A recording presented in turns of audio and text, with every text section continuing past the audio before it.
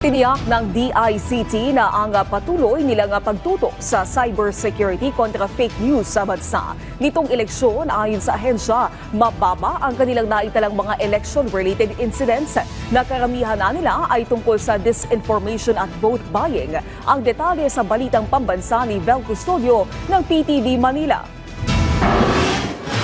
Mababa ang naitalang insidente ng election-related cybercrime sa mismong araw ng halalan.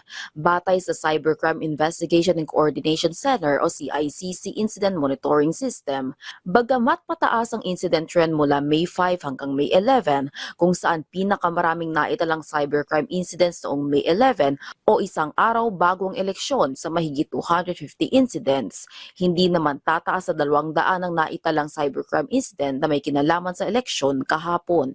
Maganda naman yung kinalabasan natin ng pagbantay natin. Naging effective yung campaign natin against disinformation. Mabilis din ang tugon ng COMELEC sa pagdidebunk ng mga maraming disinformation na lumabas regarding mga disqualified candidates. Kunyari, sa panayam ng PTV sa CICC at DICT, sinabi na posible pa ring mag-peak ang incident trend ngayong araw dahil sa proklamasyon ng mga nanalong kandidato sa halalan. 1,142 na ang incident record simula May 5 hanggang pasado alas 3 ng umaga ngayong araw. Karamihan dito ay mga na-monitor o nai-report na disinformation at vote buying. Mabilis din na umaaksyon ng Meta, Google at iba pang partner social media sites sa pagti-take down ng mga maling impormasyon patungkol sa halalan.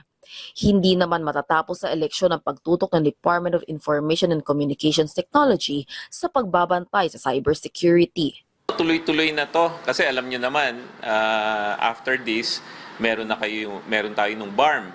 Then after nung BARM, magpre-prepare kami for the other activities that are coming like ASEAN in 2026. So tulad na nabanggit ko kanina, maganda yung teamwork ba ngayon? At saka dalawa yan, private and public yung mga platforms nakiki-cooperate with the authorities. So malamang itutuloy-tuloy na natin to hanggang kaya, hanggang may fake news dyan, nandito kami para i-take down sila.